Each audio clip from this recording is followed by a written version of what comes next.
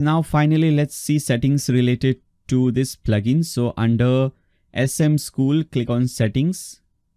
First setting is the general setting. So you can upload your logo over here. So click on choose file. If you have any logo, you can upload that logo over here. Now, where do you want to redirect a person when they log out? So I would recommend you to just enter your homepage URL. Now click on save. Now email carrier, just enter your school name over here, whatever your school name is, and enter the email address from which email address you want to send all the emails. So whenever student is present or absent or whatever, from this email address all the emails will be sent. And email template, you can control the email template.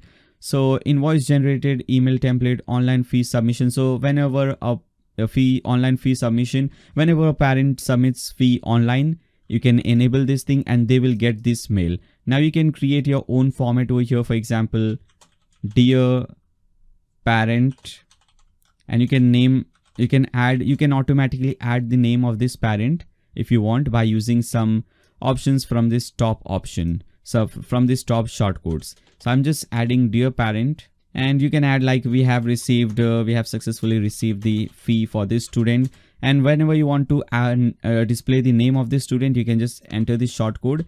So here, instead of this shortcode, now it will display the name of the student, class and section, roll number, school, admission number, invoice number, date, everything. So you can enter these shortcodes over here, and you can create your own template, and this template will be sent. And you can also enter your email address, send a test mail, and you can see how this looks. Okay, and once it is done, click on save. Then after that we have SMS carrier. So you can select, there are so many different carriers. I am not going to show you right now because for whatever carrier I show, settings for other carrier, SMS carrier will be totally different. So it is very simple. You can go to Google and you can search for this thing, whatever is SMS carrier you want to use, you can select that option. Then after that, SMS template. So similarly, just like email templates, you can create templates for SMS as well. So for student, whenever students absent or present, student absent notification to parents. So dear parent, like this is SMS template of format. Your child, then after that child name or student name, was absent on an absent date, which should be over here, attendance date.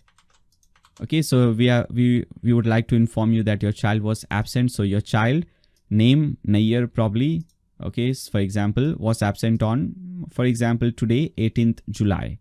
So they will get this SMS automatic, and make sure to always enable this. Click on save. Then after that we have payment methods. So if you're accepting online fees and all, you can enable this payment method. And the most important one according to me is Stripe, because if using Stripe, you can accept online payments using any card like credit, debit or ATM card.